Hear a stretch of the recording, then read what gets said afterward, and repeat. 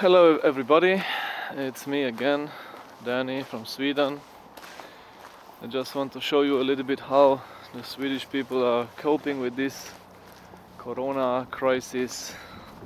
I don't know if should I call it a crisis or just some situation where the government tell us to stay at home for 2 weeks or just go out in the nature a little bit. So yes, I took my bicycle today and went out a little bit for a ride here near the lake because it's although it's cold, but it's a little bit sunny. So I don't know how it will be, but I'm more concerned about the economic consequences about this so-called crisis than the virus itself.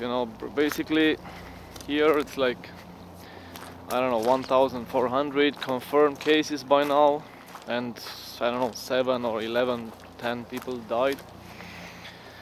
Of course, it's sad to see that somebody dies, even if that somebody is 90 years old or 85 or have a lot of disease or something, because mostly these people, really old people who have critical diseases, die. So they probably would have died of other flu or something. Actually, with a normal flu, it dies 30-40 times more people than they died of corona. So, but yeah, this is a new thing, and people are always afraid about new things and new viruses, and I understand that, but I wonder for how much time you're gonna stop a society. I mean, here in Sweden, as well as in most European countries, many factories have closed for 2-3 weeks. They pay the workers, part of it they will get from the government and us. I mean, you can get now to stay 2 weeks at home if you feel sick. In my workplace, like half of the people are, I think almost half are sick, and they say that like the smallest flu symptom you can be at home for. I feel also a little bit sick, so probably I will stay at home for a few days or 1 week. But yeah, my question is that how much time you can stop a society from? Of course, the state has money, but for how much time they can just support their people like this? How much? 1 month, 2 months, 3 months, half a year? I don't know. I mean, of course, Sweden is a social state, as many other countries, as well as many other countries in Europe. But still, I mean, we cannot go on like this forever. A certain day, a certain time, it has to be a stop to this. People should back to normal, to their lives and everything. So I hope that until the summer, the latest, probably June, July, will be everything back to normal, and probably no people dies anymore from this disease. But I don't think it will be so, because like I said, people who have a lot of problems and they are 85 or 90 years old, I mean, of course they unfortunately will die if they catch a pneumonia or something, or some virus. So it's life. I mean, it's unfortunately, I say, and sadly.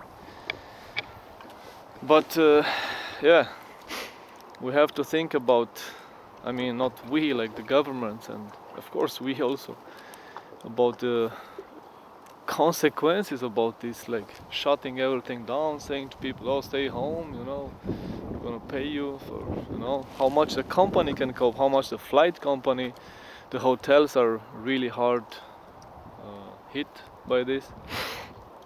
In Spain, all hotels are closed down, so I don't know.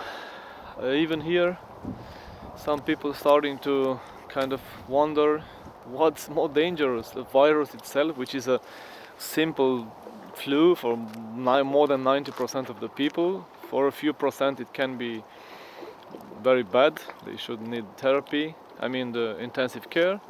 and for a really small percentage it can be deadly. But let's say, I mean, of course every human life counts and everything, but I wonder if the consequences of this closing the whole Europe, you know, borders, flights, hotels, factories, everything, will not have worse consequences, disastrous maybe in some countries, than this virus itself, you know. I mean, it's because at a certain point the people will be laid off from the companies, from factories, and then what?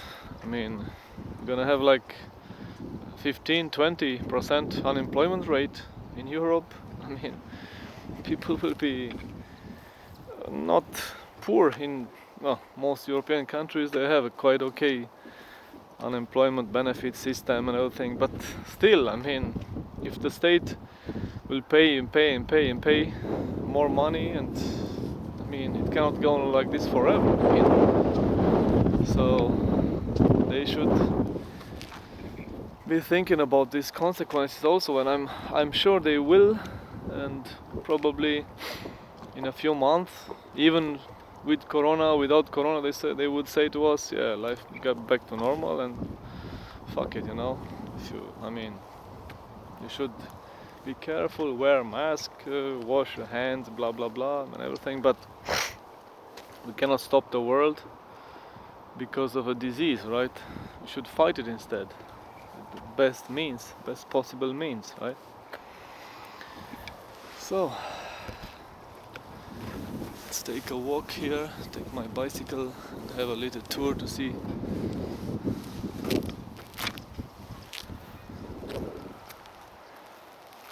Oh, they say with this crisis in Italy, the dolphins, they are starting to swim in the Venice canals and this. Oh, so there's real fucking good news, you know. I mean, the water are cleaner, air is cleaner, so there's some positive effect also, but it's not so important for the people, right? I mean, okay, let's take a tour with the bicycle now.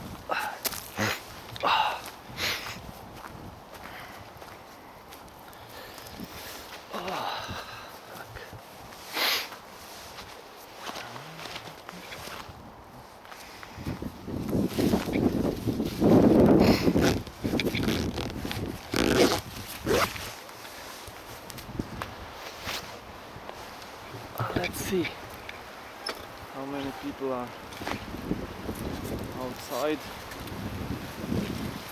and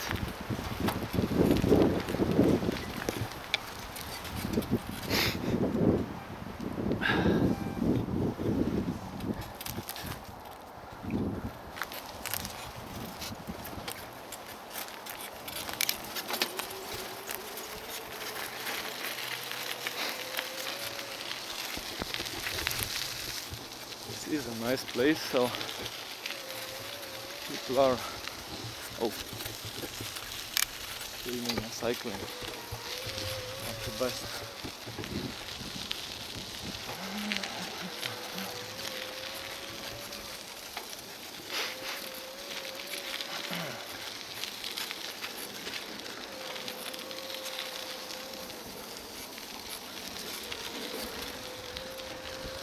And people are so afraid now. Of course, you should be afraid of a virus. Absolutely. I mean, you shouldn't take it for. But people kind of, somebody sneeze or something in a supermarket. I mean, it's like you've seen a ghost or something. You know, everybody goes away from, keep the distance from you. So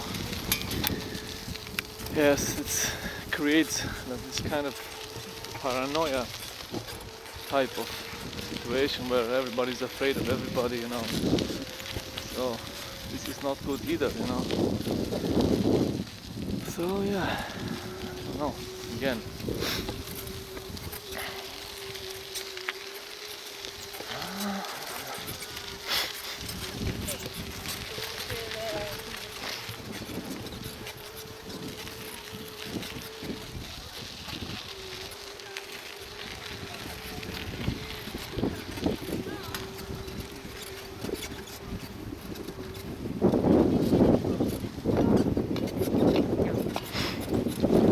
course now it's Saturday weekend, so probably there would be people here with corona or without corona, but let's see.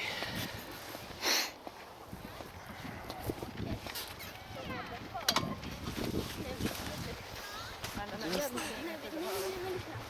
take a walk a little bit and end this clip, which is not a video that I wouldn't want normally to do, but that's how it is. Like, life goes on with corona or without corona, so I hope you understand my message and don't think that I'm kind of a, I don't know how to call it, but anyway, see you later. I'm just gonna stop now this. Stay safe and stay healthy, you know?